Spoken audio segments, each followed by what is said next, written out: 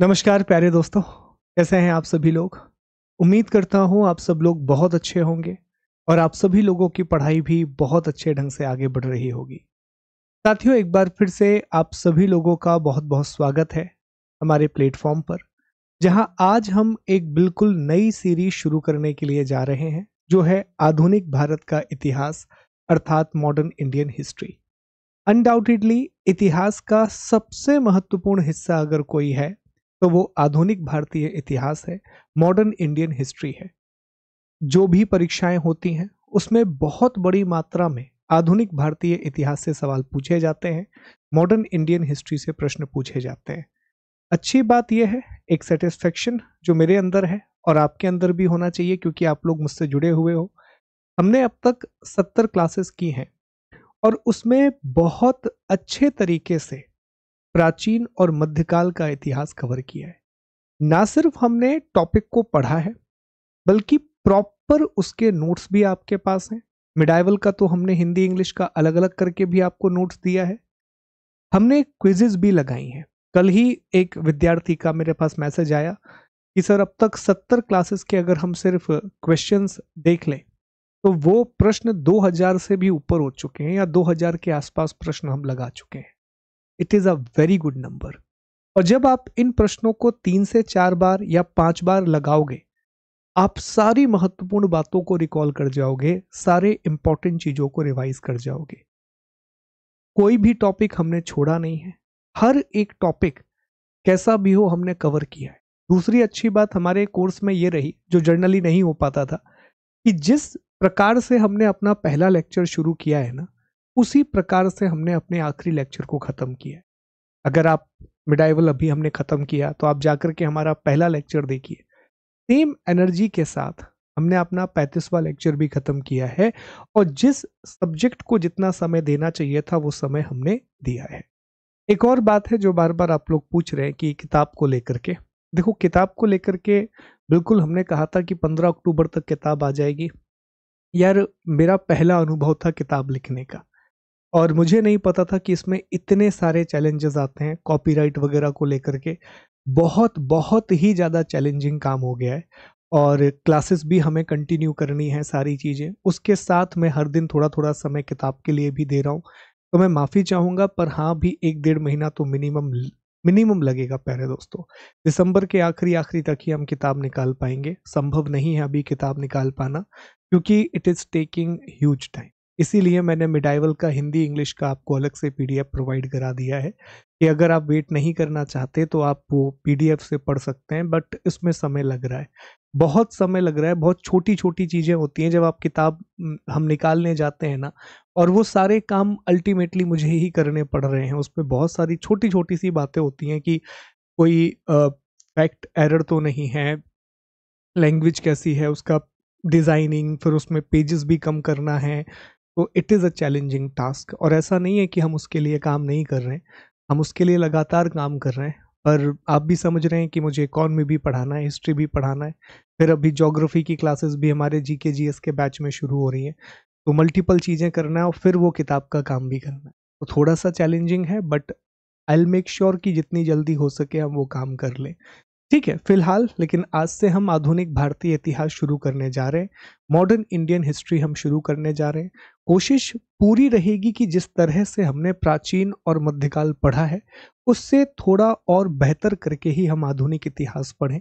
प्रश्न बहुत ज़्यादा हमेशा की तरह आपको क्विज प्रोवाइड किया जाए, बिकॉज मेरा बहुत स्ट्रांग बिलीफ है कि जब भी आप किसी एमसीक्यू वाले पेपर की तैयारी करते हैं, कितना भी पढ़ लीजिए आप, जब तक आप प्रैक्टिस नहीं करोगे तब तक आपको कॉन्फिडेंस नहीं आएगा। और प्रश्नों में हमेशा भाषा थोड़ी सी अलग होती है। जब भी आप क्वेश्चंस लगाते हो, डेफिनेटली उसमें लैंग्वेज थोड़ी सी अलग होती है, भाषा थोड़ी सी अलग होती है प्यारे दोस्तों। तो प्रश्न आपको लगाना है, अब आपकी जिम्मेदारी है। मैं 2 विषय आपको पढ़ा चुका हूँ, प्राचीन और मध्यकाल। नोट्स भी आपको दे दिए हैं, क्विज भी आपको दे दिए हैं। अब देखते हैं कि आप क्या करते हैं। अब गेंद आपके पाले में है पूरी तरीके से। आपका काम बड़ा सिंपल है, आइए क्लास अटेंड कीजिए, पीडीएफ को पढ़िए, अगर नोट्स बनाया है तो नोट्स को पढ़िए, फिर क्विज लगाइए, और इस प्रोसेस को 4 से 5 बार दोहराइए। जितना ज़्यादा बार आप रिवाइज करोगे, जितने ज़्यादा बार आप क्विज लगाओगे, आप अपने सिलेक्शन के उतने पास पहुंचते जाओगे और बढ़िया तरीके से आपकी तैयारी हो जाएगी। ठीक है, तो शुरू करते हैं क्लास को।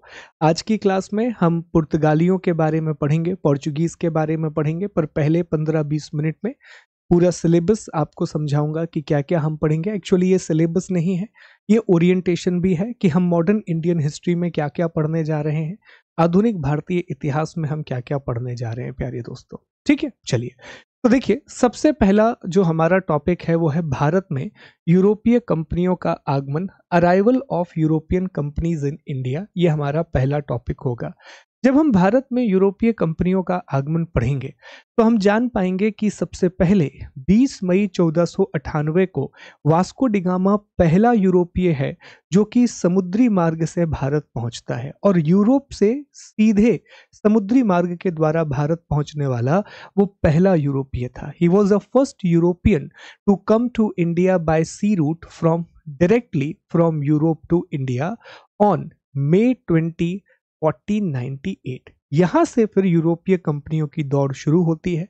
सबसे पहले पुर्तगाली भारत आते हैं, उसके बाद Dutch east India company Bharat आती है, फिर British east India company Bharat आती है, इसके बाद डेनमार्क की कंपनी भारत आती है, और अंततः फ्रेंच ईस्ट इंडिया कंपनी या फ्रांसीसी ईस्ट इंडिया कंपनी भारत आती है। इसके बाद कुछ समय के लिए स्वीडिश कंपनी भी आई थी। तो हम पढ़ेंगे कि पुर्तगाली east India company, Dutch east India company, British east India company, Danish east India company, French east India company और स्वीडिश ईस्ट इंडिया कंपनी। इस तरह से 6 कंपनियों के बारे में हमें पढ़ना है। इन सभी के बारे में डिटेलिंग लेनी है। यहाँ से सवाल बनते हैं, क्वेश्चंस बनते हैं, तो अच्छे से हमें ये टॉपिक कंप्लीट करना है। इसके बाद हम चर्चा करेंगे नवीन राज्यों का उदय। यहीं पर हमें चर्चा करनी होगी कि जब मुगल साम्राज्य का पतन हुआ, जब मुगल एम्पायर डिसइंटीग्रेट हुआ, तो मुगल साम्राज्य के पतन की वजह से अवध का निर्माण हुआ, हैदराबाद का निर्माण हुआ, नीचे मैसूर हमें देखने मिलता है, बंगाल का निर्माण हो रहा है, मराठा एक नई शक्ति के रूप में उभर रहे हैं। तो यही जो टॉपिक हमारा रह गया था, सिख साम्राज्य की स्थापना होती है, तो हम यहीं पर मराठा साम्राज्य, मराठा एम्पायर, सिख साम्राज्य, सिख एम्पायर, बंगाल, हैदराबाद, अवध, इन सब के बारे में एक ब्रीफ इंफॉर्मेशन लेंगे। इन सब के बारे में एक बेसिक जानकारी लेंगे कि ये नवीन राज्यों का उदय कैसे हुआ, और इसके तुरंत बाद हम ये जानेंगे कि कैसे अंग्रेजों ने इन पर अधिकार किया, कैसे ब्रिटिश ईस्ट इंडिया कंपनी ने एक्सपेंशन किया। अब जब हम ब्रिटिश ईस्ट इंडिया कंपनी के एक्सपेंशन के बारे में पढ़ेंगे तो आप जान पाओगे कि ये कंपनी भारत में सिर्फ व्यापार करने के लिए आई थी। इवन शुरुआत में इनका स्लोगन भी यही था कि सिर्फ व्यापार, भूभाग नहीं।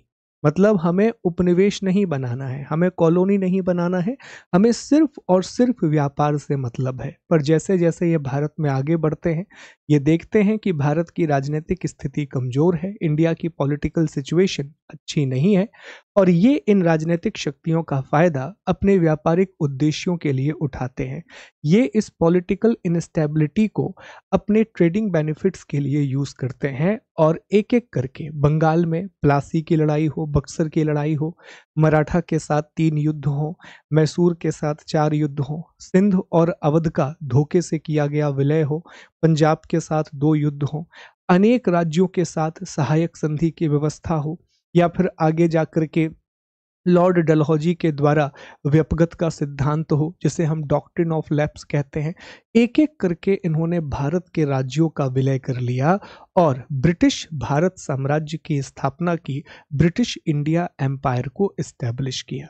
इंटरेस्टिंग बात यही है कि जब आप भारत में ब्रिटिश काल को देखते हैं तो 1757 में जब ये प्लासी का युद्ध जीतते हैं, यहां से ब्रिटेन का रूल शुरू होता है, और 1857 तक भारत में वास्तव में British east India company rule करती है।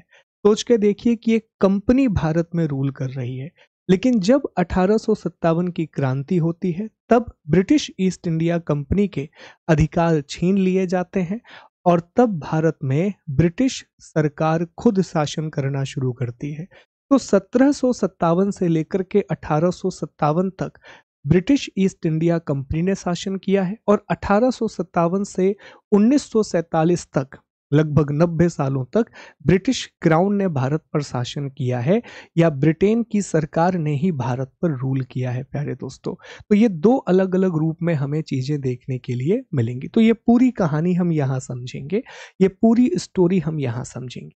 इसके बाद हम ब्रिटेन की आर्थिक नीतियों की बात करेंगे, ब्रिटेन की इकोनॉमिक पॉलिसीज को डिस्कस करेंगे। अब आर्थिक नीतियों में भू राजस्व नीतियों की बात करेंगे, लैंड रेवेन्यू पॉलिसीज के बारे में पढ़ेंगे कि कैसे इन्होंने एक नीति बनाई जिसे हम इजारेदारी की व्यवस्था कहते हैं, जो मुगलों से ही इन्होंने ली थी। हमने पिछली ही क्लास में इजारेदारी व्यवस्था को पढ़ा है। फिर स्थायी बंदोबस्त अर्थात परमानेंट सेटलमेंट की व्यवस्था, महलवाड़ी की व्यवस्था, रैयतवाड़ी की व्यवस्था, ये व्यवस्थाएं क्या थीं, किन किन क्षेत्रों में इन्हें लागू किया गया, ये हमें पढ़ना होगा। यहीं पर हमें यह भी डिस्कस करना होगा कि दादा भाई नौरोजी, जिन्हें हम भारत का वयोवृद्ध कहते हैं, उन्होंने एक सिद्धांत दिया, धन के निष्कासन का सिद्धांत, ड्रेन ऑफ वेल्थ थ्योरी। ये सिद्धांत उन्होंने 1864 में एक निबंध लिखा, 1902 में एक किताब लिखी, poverty and un British rule in India, और बहुत विस्तार से उन्होंने बताया कि कैसे ब्रिटेन के लोग भारत का पैसा लूट रहे हैं, जिसके बदले में भारत को कुछ भी नहीं मिल रहा है। तो हम धन के निष्कासन के बारे में पढ़ेंगे। यहीं पर हम रेलवे के विकास की बात करेंगे कि रेलवे इंडिया में कैसे डेवलप हुआ। यहीं पर हम कृषि के वाणिज्यीकरण की बात करेंगे कि कमर्शलाइजेशन ऑफ एग्रीकल्चर क्या था। यहीं पर हम भारत के उद्योगीकरण की बात करेंगे, डी इंडस्ट्रियलाइजेशन ऑफ इंडिया की बात करेंगे। हालांकि छोटे छोटे टॉपिक है, पर बेसिक इंफॉर्मेशन होनी चाहिए हमारे पास। तो ये ब्रिटिश आर्थिक नीतियां होंगी, ब्रिटेन की इकोनॉमिक पॉलिसी होंगी, जिनका भारत पर बहुत बुरा प्रभाव हुआ, जिनका इंडिया पर बहुत नेगेटिव इम्पैक्ट हुआ है प्यारे दोस्तों। इसके बाद हम आगे बढ़ेंगे, हम ब्रिटेन की प्रशासनिक नीतियों के बारे में भी बात करेंगे, ब्रिटेन की एडमिनिस्ट्रेटिव पॉलिसी के बारे में बात करेंगे। अब हम यहाँ अधिनियमों को ब्रीफ में पढ़ेंगे, हमें डिटेल में नहीं पढ़ना है किसी भी एक्ट को, तो बेस तरीके से हमें पढ़ना है। जैसे पुलिस प्रशासन कैसा रहा, न्याय प्रशासन कैसा रहा, सिविल सेवाओं का प्रशासन कैसा रहा, ये है प्रशासनिक व्यवस्था, एडमिनिस्ट्रेटिव सिस्टम। तो हम प्रशासनिक व्यवस्था की बात करेंगे, एडमिनिस्ट्रेटिव सिस्टम की बात करेंगे, ठीक है। इसके बाद हम चर्चा करेंगे जनजातीय आंदोलन के बारे में, ट्राइबल रिवोल्ट के बारे में। आप सोच के देखिए कि अंग्रेजों ने किस हद तक लोगों को परेशान किया होगा कि जनजातियां जो जंगलों में निवास करती थीं, वे भी ब्रिटेन की पॉलिसी से परेशान हो गईं, और बड़े पैमाने पर भारत में जनजातीय आंदोलन हुए। चाहे वो बिरसा मुंडा जी का आंदोलन की हम बात करें, और भी बहुत सारे आंदोलन मिलेंगे, तो उनके बारे में मैप के थ्रू हम आपको बताएंगे एक एक चीज, ताकि अच्छे से आपको याद हो सके, ठीक है। जनजाति आंदोलन के बाद हमें किसान और नागरिक आंदोलनों की चर्चा करनी होगी। किसानों पर बहुत ज्यादा अत्याचार किए गए। ये अत्याचार मुख्य रूप से जमींदारों के द्वारा किए जाते थे। जहां पर भी स्थायी बंदोबस्त की व्यवस्था थी, जहां पर भी परमानेंट सेटलमेंट को लागू किया गया था, वहां पर किसानों पर बेतहाशा अत्याचार किए गए। तो हम उस बारे में जानेंगे। फिर हम चर्चा करेंगे 1857 की क्रांति, 1857 के रेवोल्यूशन के बारे में। 1857 की क्रांति क्या थी, कहाँ से शुरू हुई, कौन कौन शामिल था, ये सारी बातें जानेंगे। फिर हम सामाजिक धार्मिक सुधार आंदोलन की बात करेंगे, social and religious reform movement के बारे में पढ़ेंगे। ये भी बड़ा टॉपिक है साथियों। बहुत सारे समाज सुधारक भारत में हुए हैं। उन्होंने अलग अलग संस्थाएं, जैसे राजा राम मोहन राय हैं, या फिर दयानंद सरस्वती हैं, ईश्वर चंद्र विद्यासागर हैं, स्वामी विवेकानंद हैं, बहुत सारे समाज सुधारक हुए हैं, ज्योतिबा फुले हैं। इन सभी के बारे में पढ़ना है। इन्होंने कौन सी संस्थाएं खोली, किन क्षेत्रों में काम किया, क्या किया गया, इस सब के बारे में एक बेसिक इंफॉर्मेशन हमें लेनी है। किताबें कौन सी लिखी गई, ये जानकारी हम एकत्रित करेंगे। फिर हम शिक्षा और प्रेस के बारे में बात करेंगे। इंडिया में ब्रिटिश समय पर एजुकेशन कैसे आई, कैसे हंटर आयोग की हम बात करेंगे, विश्वविद्यालय आयोग की बात करेंगे, इन सब के बारे में हम जानेंगे। वर्धा योजना जो कांग्रेस लेकर के आई थी, वो वर्धा प्लान क्या था। प्रेस में पढ़ाने वाला टॉपिक नहीं है, प्रेस में बस हम आपको ये बताएंगे कौन कौन से एक्ट आए। बाकी न्यूज़पेपर वगैरह की एक लिस्ट हम पढ़ लेंगे कि भारत में पहला न्यूज़पेपर कौन सा था या इम्पोर्टेंट न्यूज़पेपर कौन से थे। इन सब के बारे में थोड़ी थोड़ी चर्चा हम कर लेंगे, ठीक है। फिर हम आगे बढ़ेंगे प्यारे दोस्तों, भारतीय राष्ट्रीय कांग्रेस के गठन की बात करेंगे। इंडियन नेशनल कांग्रेस कैसे एस्टेब्लिश हुई, क्या भारतीय राष्ट्रीय कांग्रेस ही पहली आधुनिक राजनीतिक संस्था थी? तो जवाब है नहीं। भारतीय राष्ट्रीय कांग्रेस जो 1885 में बनाई गई, इससे पहले भी कुछ संस्थाएं थी। तो कांग्रेस से पहले कौन कौन सी संस्थाएं थी, उनकी स्थापना किसने की थी, उनके द्वारा कौन कौन से प्रमुख कार्य किए गए, इन सब के बारे में हम जानकारी एकत्रित करेंगे। फिर हम जानेंगे भारतीय राष्ट्रीय कांग्रेस की स्थापना कैसे हुई, कौन से लोग उनके संस्थापकों में शामिल थे, इन सब बातों की चर्चा हम करेंगे, ठीक है। फिर हम राष्ट्रीय आंदोलन के प्रथम चरण की बात करेंगे, first phase of national movement. यहाँ 1885 से लेकर के 1905 तक की प्रमुख घटनाओं की बात करेंगे। कांग्रेस के शुरुआती अधिवेशन, यहीं पर हम चर्चा करेंगे कि एक गर्मपंथी होंगे, एक नरमपंथी होंगे, ये क्या थे, कैसे इन्होंने कांग्रेस की नीतियों को प्रभावित किया, कौन इनके प्रमुख नेता थे, ये सब जानेंगे। फिर राष्ट्रीय आंदोलन का दूसरा चरण आएगा, सेकंड फेज आएगा, जो 1905 से शुरू होगा और 1919 तक जाएगा। इसी चरण में हम स्वदेशी आंदोलन के बारे में पढ़ेंगे, कैसे मुस्लिम लीग की स्थापना होती है, हम ये भी जानेंगे। हम यह भी समझेंगे कि भारत की राजधानी कलकत्ता से दिल्ली ट्रांसफर की जाती है, दिल्ली दरबार का आयोजन किया जाता है। हम समझने की कोशिश करेंगे कि लखनऊ समझौता होता है, सूरत अधिवेशन में कांग्रेस का विभाजन, लखनऊ समझौते में दोबारा से कांग्रेस और मुस्लिम लीग के बीच में समझौता, होम रूल लीग आंदोलन जो बहुत बड़े पैमाने पर चला, इन सब की चर्चा करेंगे। और इसी बीच हम जानेंगे कि महात्मा गांधी भी भारत आ जाएंगे और गांधी जी के शुरुआती आंदोलन शुरू हो जाएंगे, जिनमें चंपारण आंदोलन की हम चर्चा करेंगे, खेड़ा की हम बात करेंगे, अहमदाबाद के मिल मजदूर आंदोलन की बात करेंगे। तो इन सब के बारे में एक ब्रीफ इंफॉर्मेशन हम लेंगे। इसके बाद राष्ट्रीय आंदोलन का तीसरा चरण आएगा, या इसे हम राष्ट्रीय आंदोलन का गांधीवादी चरण भी कहते हैं, Gandhian phase of national movement के नाम से जानते हैं। देखो, गांधीवादी चरण में हमें महात्मा गांधी के बारे में ही मुख्य रूप से पढ़ना है, और जो भी घटनाएं हुई, चाहे वो जलियांवाला बाग का इंसिडेंट हो, रॉलेट एक्ट, जलियांवाला बाग का इंसिडेंट, असहयोग आंदोलन, सविनय अवज्ञा आंदोलन, गोलमेज सम्मेलन, भारत छोड़ो आंदोलन तक हम ऐसे आगे बढ़ते जाएंगे। और भारत छोड़ो आंदोलन, फिर भारत की स्वतंत्रता, ये सारी चीजें हमें तीसरे चरण में कंप्लीट करनी है। इसके बाद हम क्रांतिकारी आंदोलन पढ़ेंगे, रेवोल्यूशनरी मूवमेंट पढ़ेंगे। इसमें हम दो भागों में बांट करके देखेंगे, एक भारत में कौन कौन से क्रांतिकारी आंदोलन हुए हैं, और भारत से बाहर किस तरह की क्रांतिकारी गतिविधियां चलाई गई हैं, किस तरह की रेवोल्यूशनरी एक्टिविटीज को परफॉर्म किया गया है। भारत से बाहर भी गदर पार्टी रही है, उसमें श्याम जी का बहुत बड़ा योगदान रहा है, तो इन सब के बारे में हम पढ़ेंगे, ठीक है। और भारत में आप जानते ही हैं, सरदार भगत सिंह, चंद्रशेखर आजाद, सुभाष चंद्र बोस, इन सब के बारे में, रास बिहारी बोस, इन सब के बारे में हम पढ़ेंगे प्यारे दोस्तों। फिर यहाँ पे वास्तव में आपका मॉडर्न हिस्ट्री का सिलेबस खत्म हो जाएगा, ये आपका आखिरी टॉपिक होगा, पर फिर भी नेताओं के बारे में कुछ जानकारी, ये सब हम आपको अलग से दे देंगे। ब्रिटिश गवर्नर जनरल की जानकारी, विविध तथ्य जो होते हैं, यहाँ पर आपका टॉपिक खत्म है। ये जानकारी अलग से मैं आपको पढ़ाऊंगा, लेकिन एक टॉपिक मैं इसमें इंक्लूड कर रहा हूँ जो हम नहीं पढ़ते लेकिन यहाँ से सवाल बनते हैं, और ये बिल्कुल आखिर में हम एक क्लास लेंगे लगभग 3 घंटे के आसपास की, और ये होगा स्वतंत्र उत्तर भारत का इतिहास, history of post independence India. इसमें 1947 से लेकर के हम पूरी कोशिश करेंगे कि सन 2004 तक की प्रमुख घटनाओं के बारे में हम बात कर लें, मेजर इवेंट्स के बारे में हम बात कर लें, या 2024 तक की जो प्रमुख घटनाएं हुई हैं उनके बारे में हम बात करने। देखो, 2024 तक कवर कर पाना संभव नहीं है और उतना सवाल भी नहीं पूछा जाता है। हमारा प्रयास वही होगा कि कारगिल युद्ध तक की सारी महत्वपूर्ण घटनाओं को कंप्लीट कर लिया जाए, कारगिल वॉर तक के सारे मेजर इवेंट को कवर कर लिया जाए।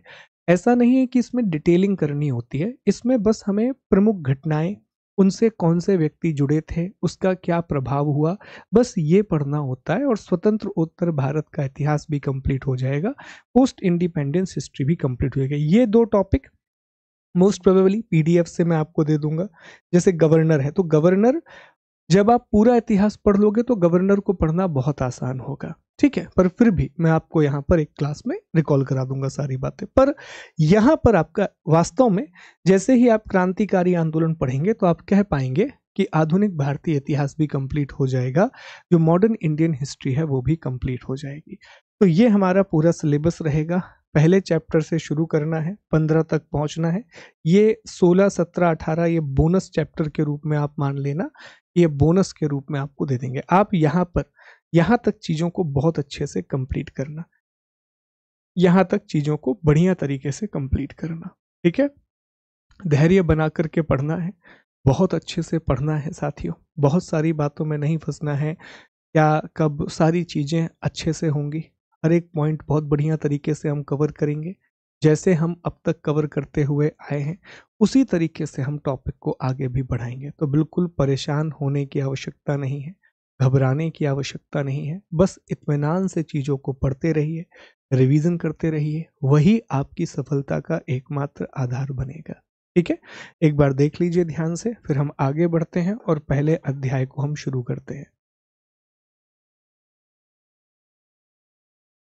चलिए साथियों, तो आगे बढ़ते हैं। एक बात और बता दूं कि इसका जो पीडीएफ है वो हमारे Telegram channel Shubham Gupta PDF पर मिलेगा, डिस्क्रिप्शन में लिंक दिया हुआ है। दूसरा, हमारी एप्लीकेशन है शुभम गुप्ता एकेडमी, वहाँ पर अलग अलग कोर्सेज चल रहे हैं। जैसे एक जीके जीएस का हमारा कोर्स चल रहा है प्यारे दोस्तों, जिसमें हम सभी विषयों को कवर कर रहे हैं, हर एक बैच बेसिक्स कवर कर रहे हैं हर एक विषय के। तो सारे बैचेस को आप इनरोल कर सकते हैं और वहाँ पर बैचेस को आप एक्सप्लोर कर सकते हैं। ऐप पर जो भी विद्यार्थी हैं, आप क्विज बहुत अच्छे से लगाते रहिएगा, क्विज आपके लिए बहुत ज़रूरी है, वही आपकी बहुत मदद करेगा ना सिर्फ रिवीजन में बल्कि एग्ज़ाम के लिए प्रिपेयर करने में, एग्ज़ाम रेडी बनाने में, ठीक है। चले, तो हम पहले चैप्टर को शुरू कर रहे हैं। लगभग 2 कक्षाएं हमें पहले चैप्टर को कंप्लीट करने में लगेंगी और पहले चैप्टर का नाम है भारत में यूरोपीय कंपनियों का आगमन, arrival of European companies in India. देखिए, सबसे पहले हम इस टॉपिक में ये समझेंगे कि आखिर कारण क्या क्या था, रीजंस क्या थे। फिर भारत में कौन कौन सी कंपनी आई, पुर्तगाल के बाद डच मतलब नीदरलैंड के निवासी या हॉलैंड के निवासी।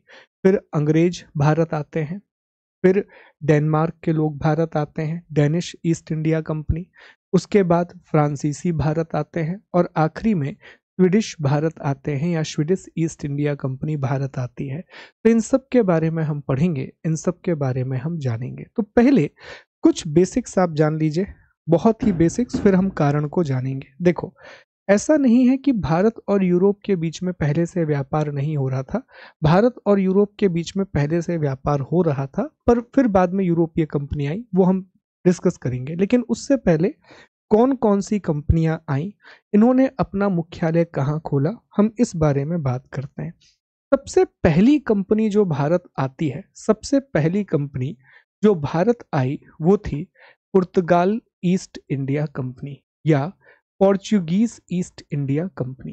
देखो, पुर्तगाल ईस्ट इंडिया कंपनी की स्थापना भी 1498 में हुई थी और इनका जो भारत आगमन होता है, इनका जो इंडिया में अराइवल होता है वो 20 मई 1498 को होता है, 20th मई 1498 को होता है। और इस समय भारत में इनका जो आगमन हुआ तो केरल में एक जगह है प्यारे दोस्तों, और उस जगह का नाम है कप्पड़। कप्पड़ नाम की जगह है, कब्वा दीवू भी कहते हैं, और कप्पड़ नाम की एक जगह है, ये कालीकट में आती है। तो यहीं पर पुर्तगालियों का आगमन हुआ और जब ये भारत आए, जब ये इंडिया आ गए, तो ये क्या करते थे कि एक फैक्ट्री चलाने की परंपरा थी। तो इन्होंने अपनी जो पहली फैक्ट्री खोली है, इन्होंने अपनी पहली फैक्ट्री जो ओपन की वो कोचीन में ओपन की। कोचीन कहाँ पर आता है? कोचीन को अब हम कोच्चि के नाम से जानते हैं और ये केरल में आता है। कोचीन को हम कोच्चि के नाम से जानते हैं, ये केरल में आता है। अब आप कहेंगे कि सर फैक्ट्री का मतलब एक ऐसी जगह होता है जहां पर उत्पादन हो रहा हो, जहां पर प्रोडक्शन हो रहा हो, पर यहाँ फैक्ट्री का मतलब ये नहीं था। ये जो फैक्ट्री का कंसेप्ट है ना, ये इटली से आया था भारत। इटली में ऐसी फैक्ट्रियां खुला करती थी। फैक्ट्री का मतलब यहाँ पर वेयर हाउस से होता था। इटली में बहुत सारी ऐसी जगह बनाई जाती थी जहां पर सामान को रखा जाता था, जैसे हम स्टोरेज हाउस भी कह सकते हैं, सही शब्द उसके लिए वेयर हाउस ही होगा। तो फैक्ट्री का मतलब यहाँ उत्पादन की प्रक्रिया से नहीं है। फैक्ट्री का मतलब यह है, जैसे मान लीजिए कि इन्होंने कोचीन में अपनी फैक्ट्री खोली, तो अब ये भारत भर से सामान इकट्ठा करेंगे, ये पूरा का पूरा सामान कोचीन में आएगा और यहाँ से शिप में भर करके ये सामान अलग अलग जगह पर पहुंचा दिया जाएगा। तो ये शब्द अभी से क्लियर रखना कि जितने बार भी मैं फैक्ट्री शब्द का प्रयोग करूंगा, फैक्ट्री का कहीं पर भी यह मतलब नहीं है कि कोई उत्पादन का केंद्र है। Factory was not the centre of production, it was a centre of storage. ठीक है, तो सबसे पहली कंपनी भारत आने वाली पुर्तगाल ईस्ट इंडिया कंपनी थी। पोर्चुगीज ईस्ट इंडिया कंपनी 1498 में बनी थी और 20 मई 1498 को ये भारत आते हैं। भारत में कालीकट में एक जगह है कप्पड़, एक जगह है कप्पड़, तो वहां पर ये आते हैं और उन्होंने अपनी पहली फैक्ट्री जो खोली थी वो कोचीन में खोली थी प्यारे दोस्तों। अब पुर्तगालियों के बाद जो दूसरी कंपनी भारत आती है, जो पहले एक बार मैं बता देता हूँ, फिर ये सारी चीजें हम डिस्कस कर लेंगे। पुर्तगालियों के बाद जो दूसरी कंपनी भारत आती है,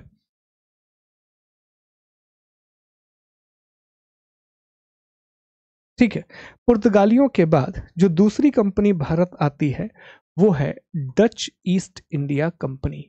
डच ईस्ट इंडिया कंपनी, पर डच का मतलब था ये लोग नीदरलैंड से आए थे। नीदरलैंड जिसको पहले हॉलैंड के नाम से जाना जाता था, हालांकि 2019 में इन्होंने एक पूरा चार्टर पास किया कि अब हमें हॉलैंड के नाम का प्रयोग हम नहीं करेंगे, हम सिर्फ नीदरलैंड का प्रयोग करेंगे। तो हॉलैंड या नीदरलैंड के जो निवासी हैं इनको डच कहा जाता था और इस कंपनी को डच ईस्ट इंडिया कंपनी कहा गया।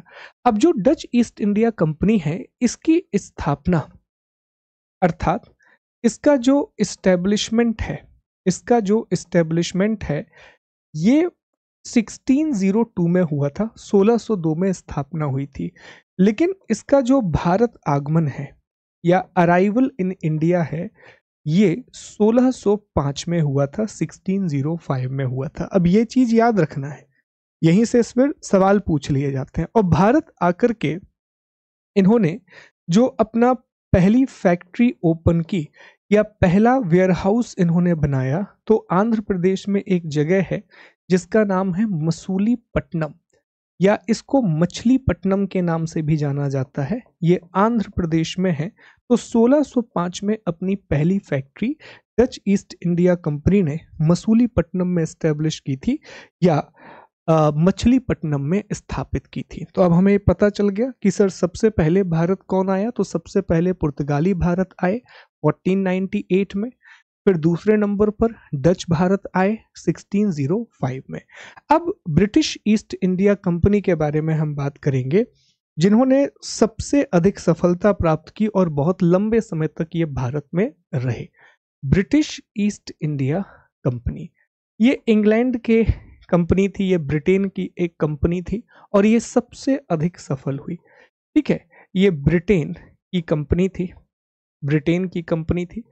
जो ब्रिटिश ईस्ट इंडिया कंपनी की स्थापना है, अर्थात इसका जो इस्टेब्लिशमेंट है, ये 1600 में हुआ था। लेकिन इनका भारत आगमन, ये जो इंडिया आए हैं, तो इंडिया आने में इनको समय लगा। 1608 में इंडिया आए। क्या था कि पहले ये भारत के लिए ही निकले थे, लेकिन ये भारत नहीं गए, सबसे पहले ये इंडोनेशिया पहुंच गए थे। ठीक है, इंडोनेशिया गए, उन्होंने देखा कि क्या हम वहां पर कब्जा कर सकते हैं, फिर ये बाद में भारत आते हैं। और भारत आने के बाद इन्होंने जो अपना पहला कारखाना खोला, अब यहाँ पर ना बात समझने की है। तो पहला कारखाना इन्होंने मसूलीपट्टनम में स्थापित किया था। कब? 1611 में ये अपना पहला कारखाना मसूलीपट्टनम में स्थापित करते हैं, जो कि आंध्र प्रदेश में है। अब आप कहोगे कि सर हमने कई जगह पर यह पढ़ा है कि भारत में अंग्रेजों का जो पहला कारखाना था वो सूरत में स्थापित हुआ था। देखो ध्यान से इस बात को समझना कि ये सूरत में अपना पहला कारखाना खोलना चाहते थे, लेकिन उस समय जहांगीर से इनको परमिशन नहीं मिली थी। तो ये मसूलीपट्टनम पहुंच गए और मसूलीपट्टनम में इन्होंने अपना अस्थायी कारखाना खोला था। मसूलीपट्टनम में भी इन्होंने स्थायी कारखाना नहीं खोला था, मसूलीपट्टनम में भी इन्होंने अपना एक कह सकते हैं कि परमानेंट फैक्ट्री नहीं बनाई थी, एक टेम्पररी फैक्ट्री बनाई थी। फिर 1613 में जहांगीर से परमिशन मिलती है और इनकी जो पहली स्थायी फैक्ट्री बनती है वो सूरत में ही बनती है। जो इनका पहला परमानेंट फैक्ट्री बनता है वो सूरत में ही बनता है। तो अब यहां से पता है सवाल क्या बनेगा? सवाल ये बनेगा कि देखो डच ईस्ट इंडिया कंपनी ये 1605 में भारत आए हैं, लेकिन इनकी स्थापना 1602 में हुई है। और ब्रिटिश ईस्ट इंडिया कंपनी जिसकी स्थापना 1600 में हुई है, लेकिन ये 1608 में भारत आए। अब यहीं से ना एग्जामिनर खतरनाक सवाल पूछ लेता है। एक तो पूछेगा कि भारत में 4 नाम आपको दे देगा और फिर कहेगा कि भारत में यूरोपीय कंपनियों को क्रम से जमाइए कि किसका अराइवल किस ऑर्डर में हुआ, जमाओ। तो ये तो आपको याद है कि सबसे पहले पुर्तगाली आए, फिर डच आए, फिर ब्रिटिश आए, फिर हमको डेनिस देखने मिले, फिर फ्रेंच देखने मिले, वो याद है। लेकिन जब स्थापना का क्रम पूछता है तो सबसे पहले स्थापना पुर्तगाल ईस्ट इंडिया कंपनी की हुई, लेकिन दूसरे नंबर पे ब्रिटिश ईस्ट इंडिया कंपनी। भले ही भारत ये डचों के बाद आए हों, लेकिन ब्रिटिश ईस्ट इंडिया कंपनी 2 साल पहले बनी थी डच ईस्ट इंडिया कंपनी से। तो यहां पर अभी मैं प्रश्न भी करा दूंगा आपको, तो कंफ्यूजन नहीं रहेगा। अब ब्रिटिश ईस्ट इंडिया कंपनी के बाद एक और कंपनी भारत आती है, कोई बड़ा इम्पैक्ट तो नहीं छोड़ती है वो भारत में, पर ठीक है, डेनमार्क या डेनिश ईस्ट इंडिया कंपनी। एक और कंपनी जो भारत आती है वो है डेनमार्क या Danish East India company. Denmark या डेनिस ईस्ट इंडिया कंपनी, ये अगली कंपनी है जो भारत आई। अब ये डेनमार्क से आई हुई कंपनी थी प्यारे दोस्तों। डेनमार्क आप जानते हैं कि यूरोप का एक बहुत ही विकसित देश है। ये 1616 में कंपनी की स्थापना हुई और लगभग 1616 के आसपास ये भारत आ गए थे।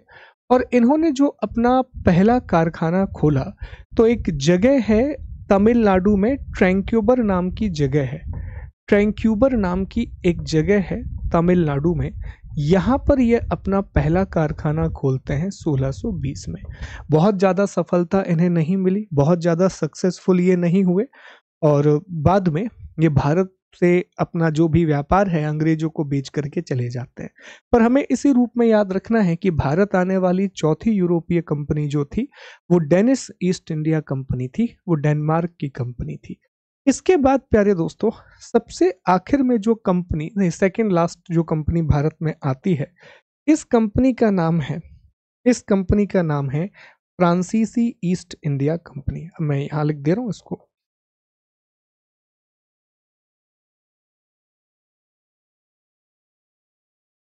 ठीक है जी। इसके बाद जो कंपनी भारत आती है नंबर 5, वो है फ्रांसीसी ईस्ट इंडिया कंपनी। बहुत लंबा संघर्ष रहा इनका और ब्रिटिश ईस्ट इंडिया कंपनी के बीच में, और कर्नाटक के 3 युद्ध अभी हम पढ़ेंगे। कर्नाटक के तीनों युद्ध इनके बीच में लड़े जाएंगे।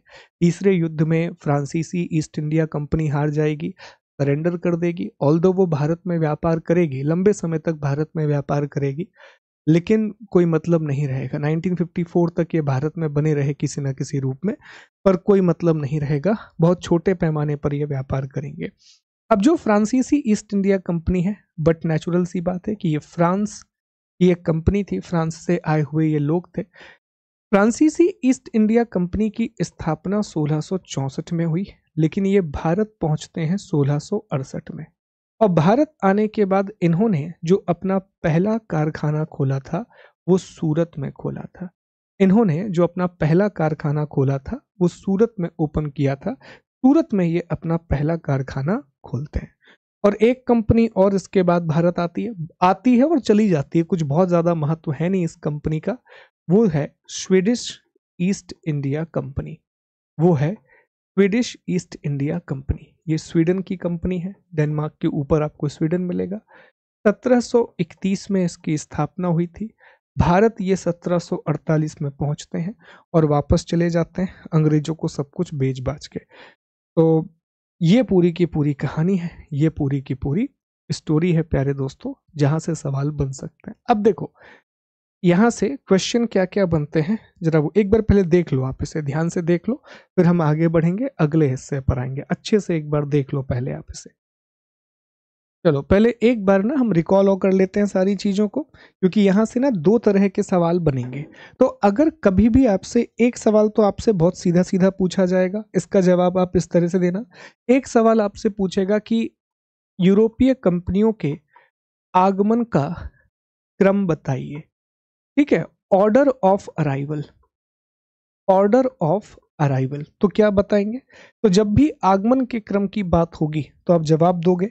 सबसे पहले पुर्तगाली भारत आए, फिर डच भारत आए, ठीक है, फिर ब्रिटिश आते हैं भारत में, फिर डेनिश भारत आए, ओके, उसके बाद फ्रेंच भारत आए। जनरली यहाँ पे क्वेश्चन खत्म हो जाते हैं, फिर भी अगर ले ले तो स्वीडिश भारत आए। तो ये आगमन का क्रम है, this is the order of arrival. पहला प्रश्न बनेगा, और ये प्रश्न आप देख लेना 4 से 5 बार पूछा गया सवाल है, अलग अलग कंपनियों के नाम दे देगा और कहेगा कि इनको क्रम से जमाओ। तो एक बार रिपीट करो, पुर्तगाली, डच, अंग्रेज, डेनिस, फ्रेंच और स्वीडिश, ठीक है। फिर दूसरा प्रश्न पता है क्या पूछता है? दूसरा प्रश्न घुमा करके पूछेगा कि इनकी स्थापना का क्रम बताओ। अब सारी चीजें वही हैं, स्थापना का क्रम बिल्कुल सारी चीजें सही हैं, ऑर्डर ऑफ एस्टेब्लिशमेंट हर चीज वही है, बस इन दोनों को चेंज कर देना, ब्रिटेन को ऊपर कर देना और डच को नीचे कर देना, बस इतना चेंज कर देना। तो सबसे पहले इसमें भी पुर्तगाली आएंगे, लेकिन दूसरे नंबर पर इसमें आ जाएंगी ब्रिटिश ईस्ट इंडिया कंपनी, तीसरे में डच ईस्ट इंडिया कंपनी, चौथे में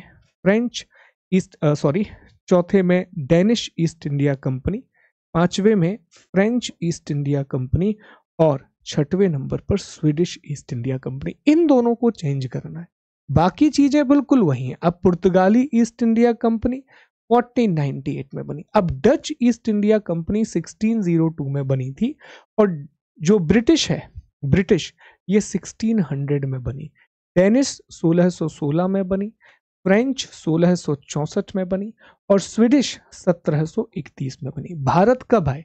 तो ये तो 1498 में ही भारत आ गए थे, ये 1605 में भारत आए, ये 1608 में भारत आए, ये उसी साल भारत आ गए, ये 4 साल के बाद भारत आए और ये 1748 के आसपास भारत आते हैं। तो इतने सवाल बनते हैं। अब तीसरा सवाल क्या बनता है? तीसरा सवाल बनता है इनके कारखानों से। तीसरा जो सवाल बनता है वो बनता है इनके कारखानों से, कि भाई साहब इनका पहला कारखाना कहाँ पर था, इनका फर्स्ट फैक्ट्री कहाँ पर थी। अब कारखानों के क्रम में मैप से एक बार समझ लो जरा, तो अच्छे से समझ में आ जाएगा कि इनके कारखाने कहाँ पर थे, इनकी फैक्ट्रीज कहाँ कहाँ पर थी। तो पुर्तगाली भारत आते हैं और पुर्तगालियों ने जो अपना पहला कारखाना खोला था वो कोचीन में खोला था, केरल में एक जगह है, और केरल में कोचीन में पुर्तगालियों ने अपनी पहली फैक्ट्री खोली थी। कोचीन को हम कोच्चि के नाम से भी जानते हैं, तो परेशान मत होना। 1503, कुछ किताबें कहती हैं 1500, पुर्तगाली ईस्ट इंडिया कंपनी ने फैक्ट्री की स्थापना की।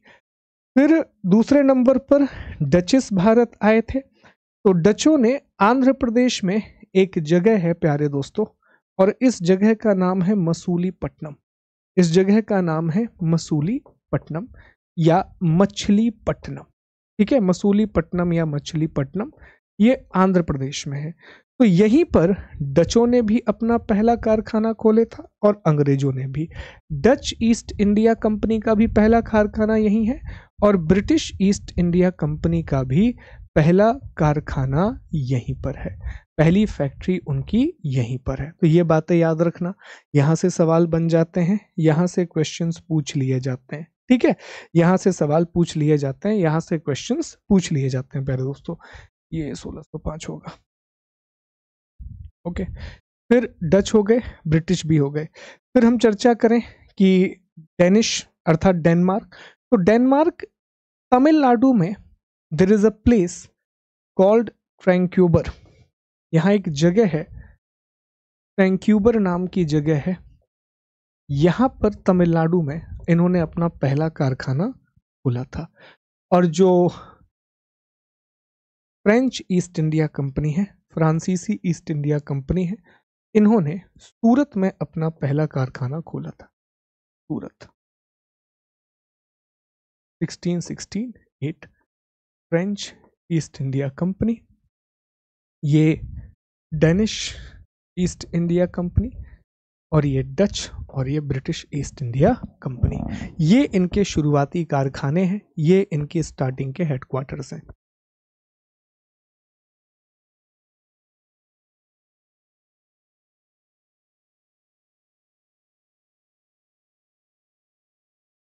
ठीक है प्यारे दोस्तों, तो ये आपको याद रखना है, इतनी बातें आपको पता होनी चाहिए, ठीक है। अब यही चीज हम एक बार देख लेते हैं क्या है, फिर हम कारणों के बारे में जानेंगे। तो देखो, बहुत अच्छी टेबल बनी हुई है, सारी चीजें लिखी हैं।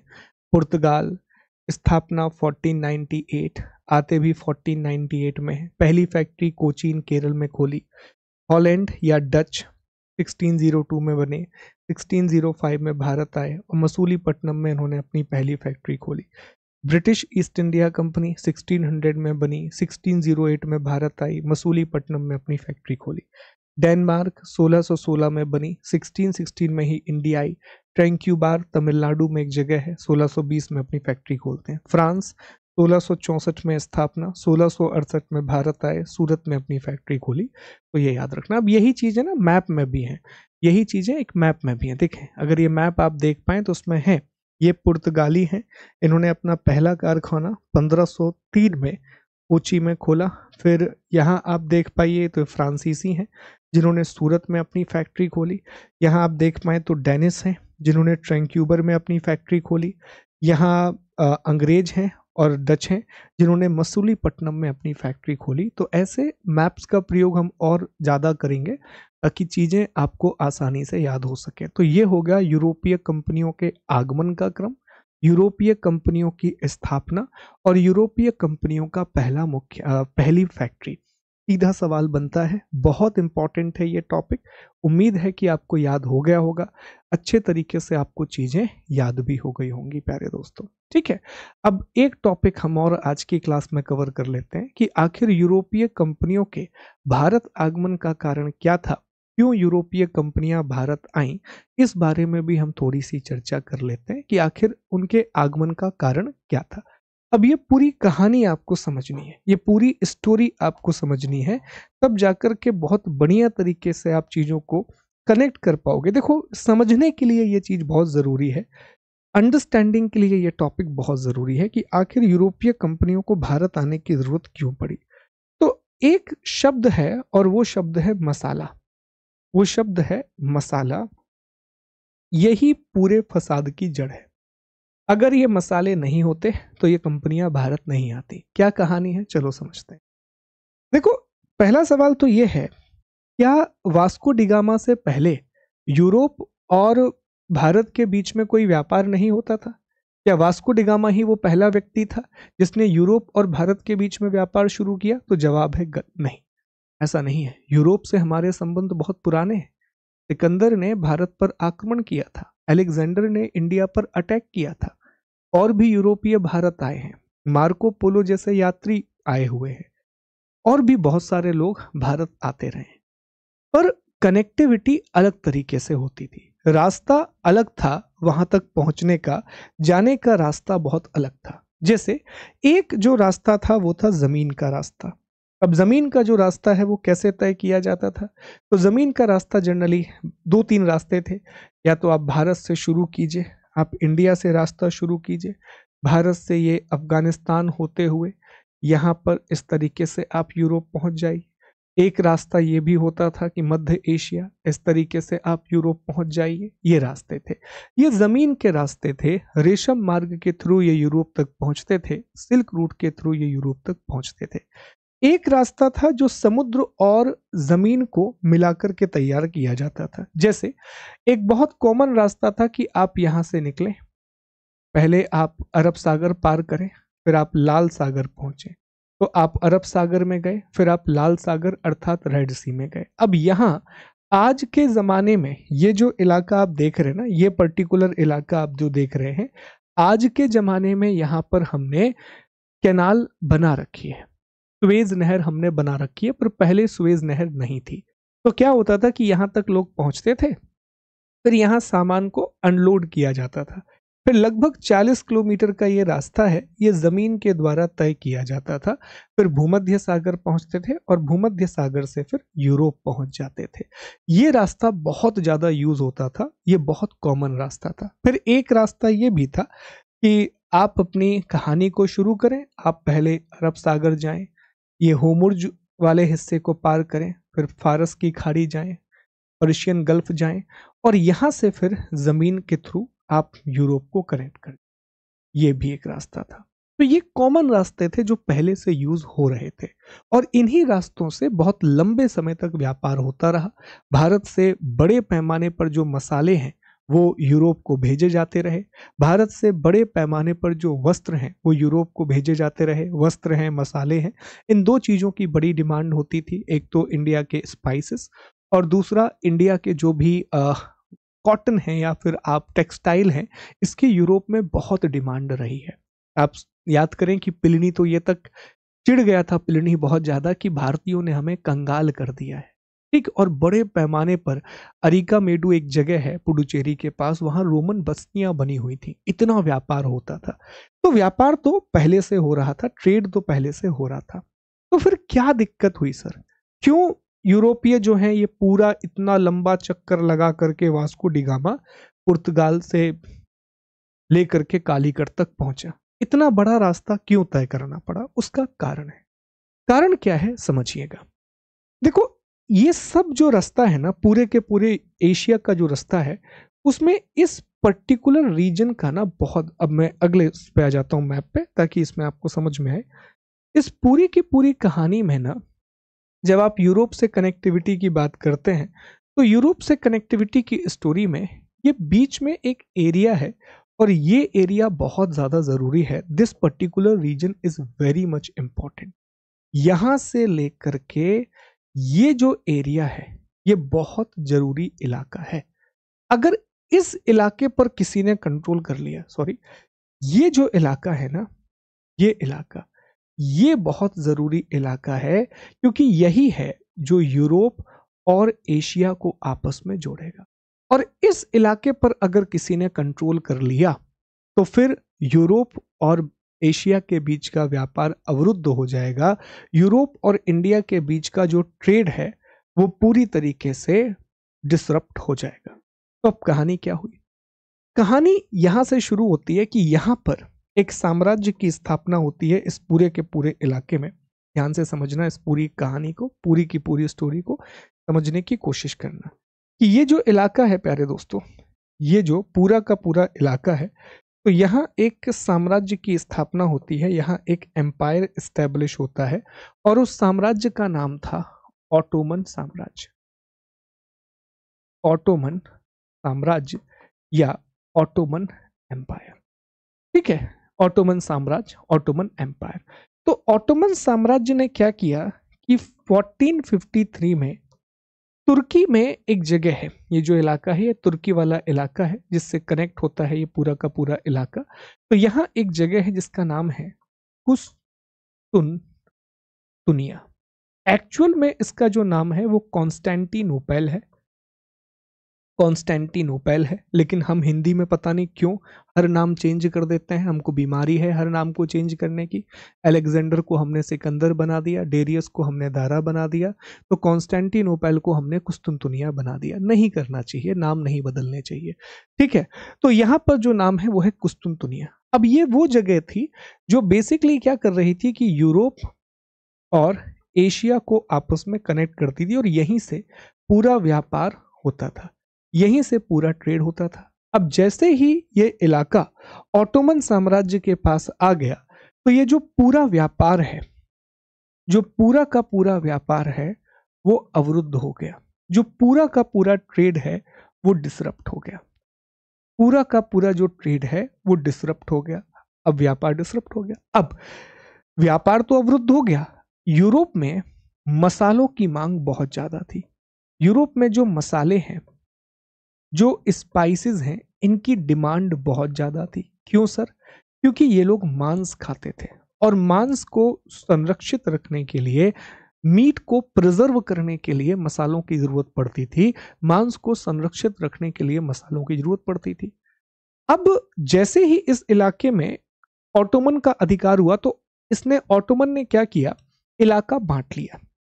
ऑटोमन ने ये कहा, ऑटोमन ने ये देखो, ऑटोमन ने व्यापार बंद नहीं किया था। मैं फिर से ये बात रिपीट कर दूं कि कई किताबें में ये लिखा हुआ है कि यहां पे व्यापार बंद कर दिया। क्यों करेगा कोई व्यापार बंद?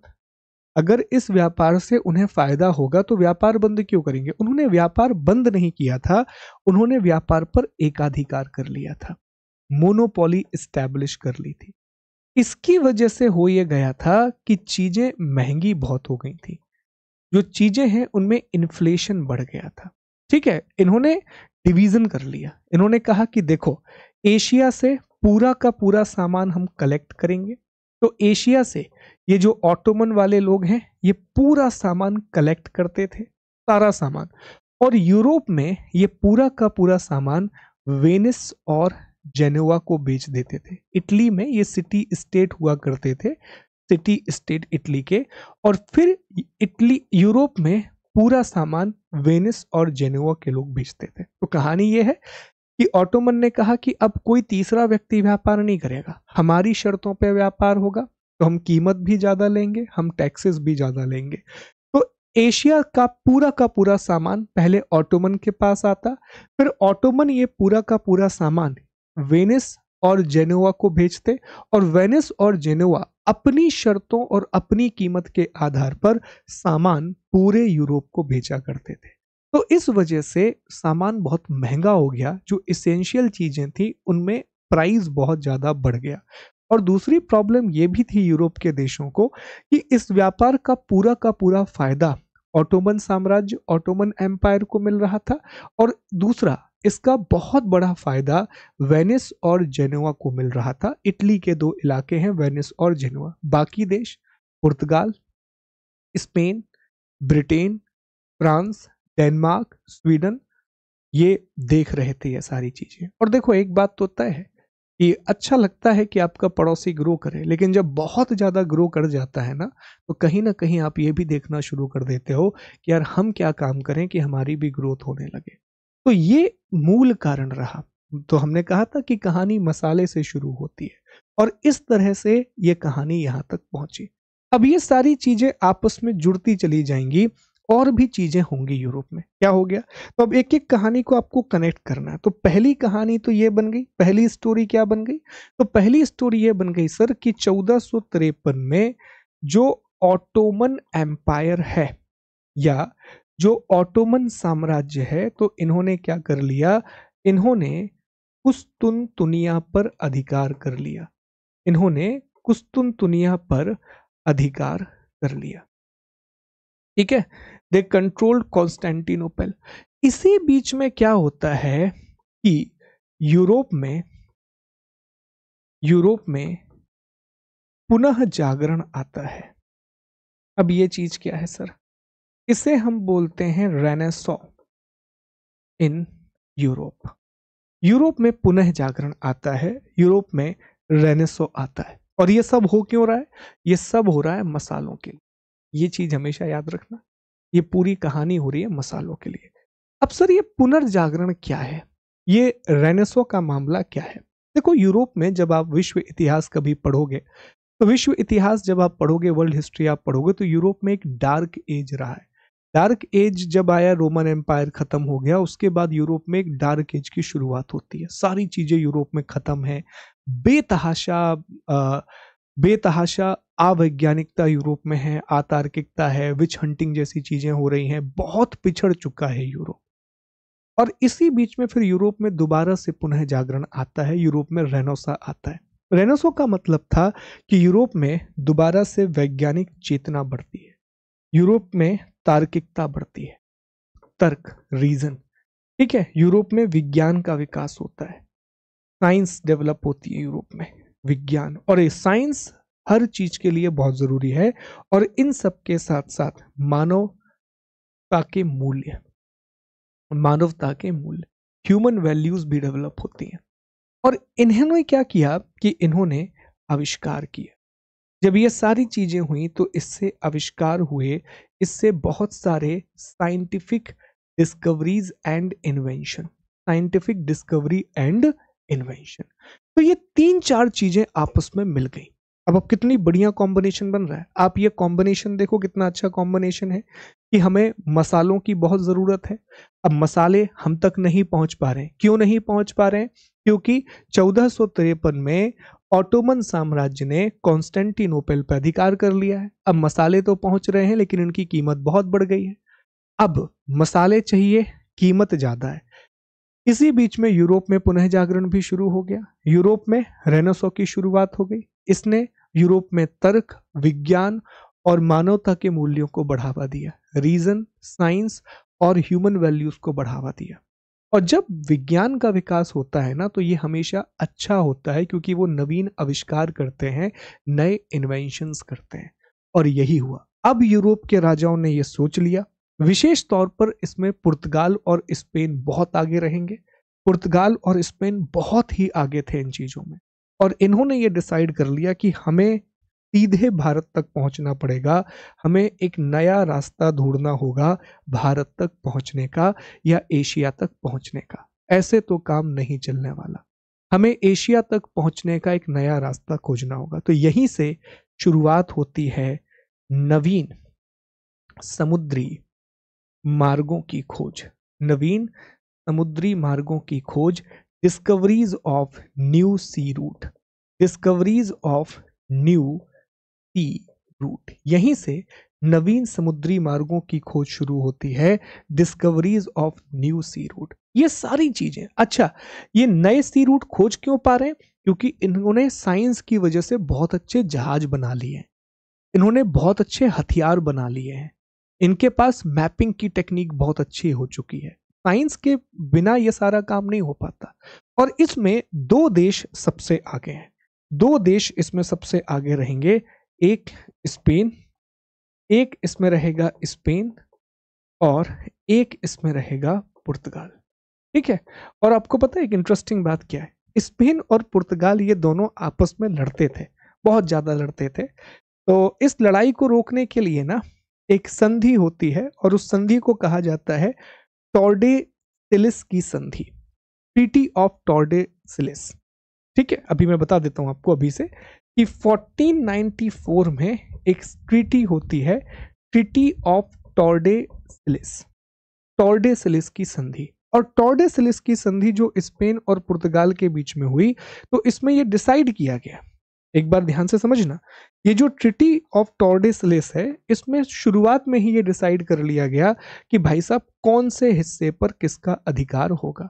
तो ट्रीटी ऑफ टॉर्डेसिलिस में कहा गया कि ये जो पूरा का पूरा इलाका है, ये जो पूरा का पूरा इलाका है जिस पर मैं इस तरह से क्रॉस कर रहा हूं, ये पूरा इलाका पुर्तगाल का रहेगा। ये पूरा इलाका किसका होगा? पुर्तगाल का होगा। और ये जो पूरा का पूरा इलाका है, ये इलाका, ये यहाँ पर ये वाला एरिया, ये पूरा इलाका, ये स्पेन का होगा, ठीक है। लेकिन मैपिंग की गलती की वजह से ये जो ब्राजील वाला इलाका है, लाइन खींची तो उन्होंने इस तरीके से, ये पुर्तगाल के पास पहुंच गया, और ये एक मैपिंग मिस्टेक थी, ये इलाका पुर्तगाल के पास पहुंच गया, ठीक है।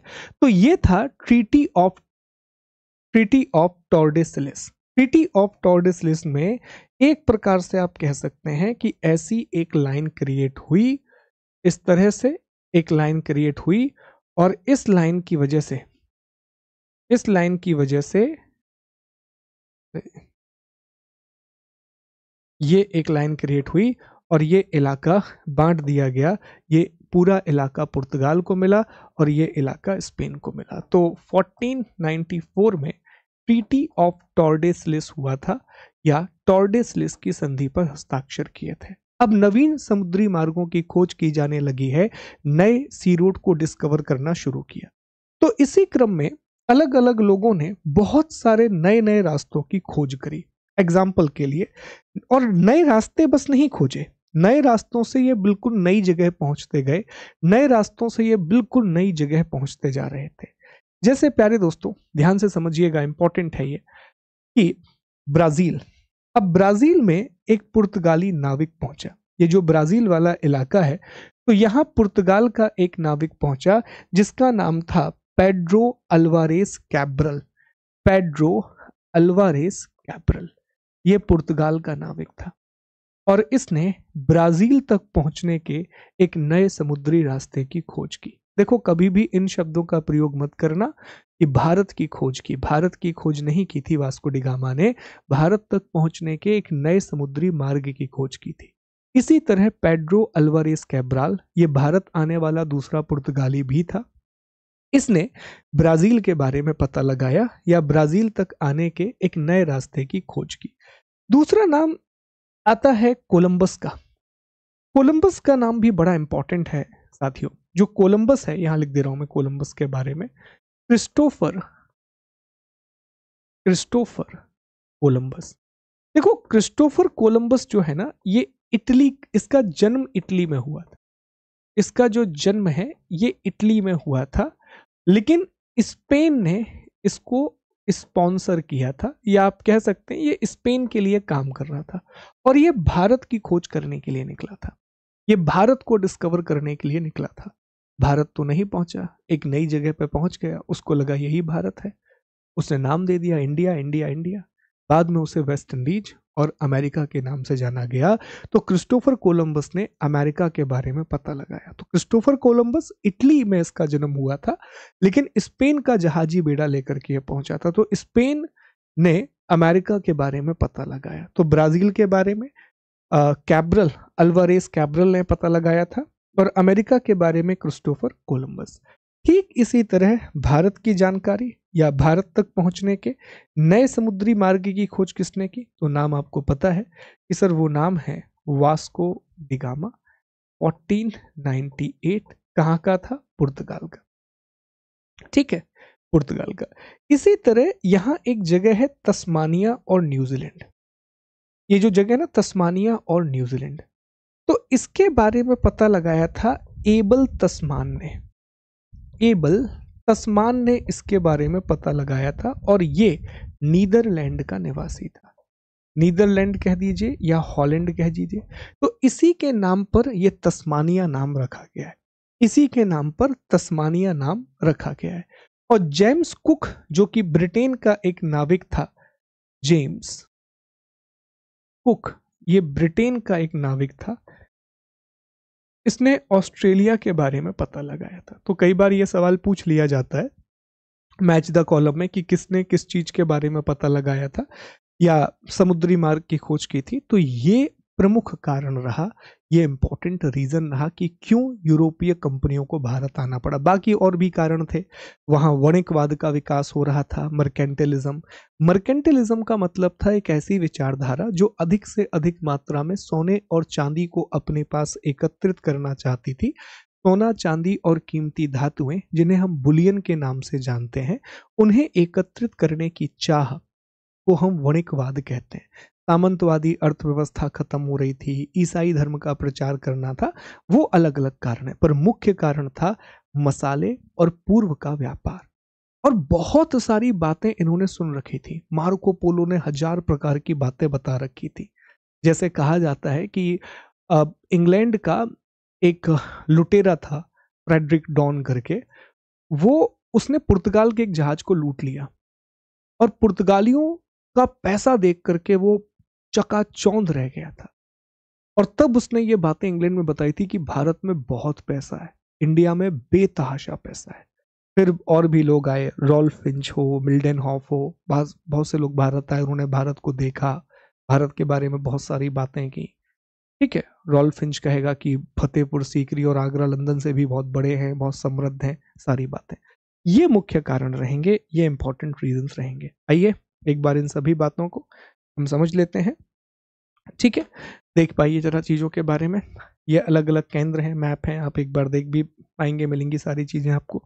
ये देखिए, कारण है, रीजंस हैं। तो मांस संरक्षण के लिए यूरोप में मसालों की आवश्यकता थी। दक्षिण पूर्वी एशिया की समृद्धि थी, रेशम मार्ग, मार्को पोलो के वृतांत। ठीक है, 1453 में 1453 में ऑटोमन साम्राज्य ने कुस्तुनतुनिया पर अधिकार कर लिया। प्राचीन व्यापारिक मार्ग अवरुद्ध हो गए। एशिया का व्यापार अरबियों को मिला और यूरोप के व्यापार पर वेनिस और जेनुआ का अधिकार हो गया। यूरोप में पुनर्जागरण आया, रेनेसो भी आ गया। फिर मसाला, यूरोप में पुनर्जागरण और कुस्तुनतुनिया पर अधिकार। इनकी वजह से नवीन समुद्री मार्गों की खोज हुई, न्यू सी रूट की डिस्कवरी हुई। पुर्तगाल के नाविक पेड्रो अल्वारेस कैब्रल ने ब्राजील तक जाने का नया रास्ता बनाया। इटली के निवासी क्रिस्टोफर कोलंबस, जो कि स्पेन की ओर से गया था, उसने अमेरिका के बारे में पता लगाया। वास्को डिगामा ने भारत के बारे में, कैप्टन जेम्स कुक ने ऑस्ट्रेलिया के बारे में, और हॉलैंड के एबल तस्मान ने न्यूजीलैंड और तस्मानिया के बारे में पता लगाया। तो ये हमारा पहला हिस्सा कंप्लीट होता है और आज की क्लास में हम इसी हिस्से को कंप्लीट करेंगे। Then later on we will move to the another part. अगले हिस्से पर हम जाएंगे प्यारे दोस्तों, जहां हम पुर्तगाल ईस्ट इंडिया कंपनी के बारे में और डच ईस्ट इंडिया कंपनी के बारे में पढ़ेंगे, और एक क्लास में हम ब्रिटिश ईस्ट इंडिया कंपनी और फ्रेंच ईस्ट इंडिया कंपनी के बारे में पढ़ेंगे। अच्छे तरीके से टॉपिक कंप्लीट करेंगे, बढ़िया तरीके से बने रहिए, चीज़ों को समझने की कोशिश कीजिए। जब समझोगे तो फैक्चुअल नॉलेज अपने आप आपको याद होता जाएगा। अपना ख्याल रखिए, मिलते हैं आपसे अगले लेक्चर में। जय हिंद, जय भारत।